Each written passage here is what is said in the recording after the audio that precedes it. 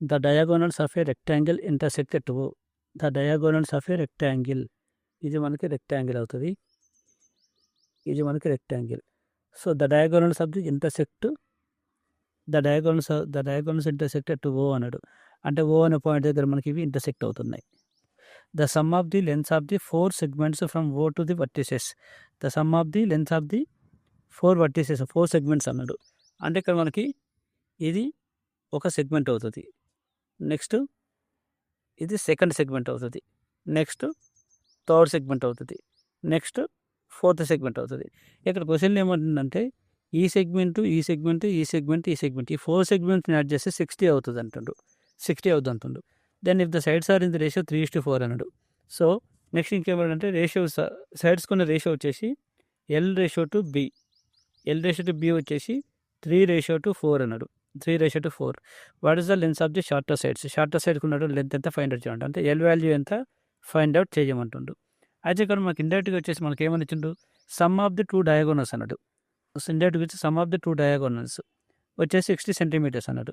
అంటే ఇక్కడ మన డయాగోనల్స్ అనేవి ఈక్వల్ లెంత్లో ఉంటాయి కాబట్టి ఇది ఫర్ ఎగ్జాంపుల్ డి లెంత్ అనుకుంటే ఇది కూడా మనకి డి యూనిట్స్ అవుతుంది. సో D+D అంటే ఏమవుతుంది, 2D అవుతుంది.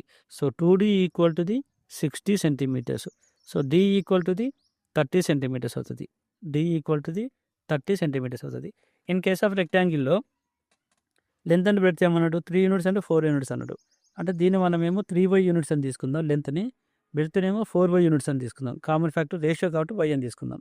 సో ఇక్కడ మనకు డయాగోనల్ ఫార్ములా ఏమవుతుంది, L² + B², L² + B² equal to the D అవుతుంది. సో L² అంటే ఏముంది, 3y², L² అంటే 3y² అంటే 9y² అవుతుంది, B² అంటే 4y² అంటే 16y² అవుతుంది. రూట్ ఇటు వస్తే ఏమవుతుంది, స్క్వేర్ అవుతుంది. సో 9y² + 16y² అంటే 25y² equal to the 25y² equal to the 30 × 30 అవుతుంది. 30 × 30 అంటే 30² కాబట్టి 30 అంటే 30 అని రాసుకున్నా. సో 5 5 జా 25, 5 6 జా 30, 5 1 జా 5, 5 6 జా 30. So y² equal to the 36, y² equal to the 36 అంటే y ఈక్వల్ టు ఏమవుతుంది, 6 అవుతుంది, y ఈక్వల్ టు ది 6 అవుతుంది. y ఈక్వల్ టు 6 అంటే 6 3 జా 18, 6 4 జా 24. సో ఇక్కడ మన క్వశ్చన్ ఏం అడిగింది, షార్టర్ సైడ్ అడిగింది. షార్టర్ సైడ్ వచ్చేసి ఏముంది, 18 యూనిట్స్ ఉంది. So 18 centimetres is the correct answer.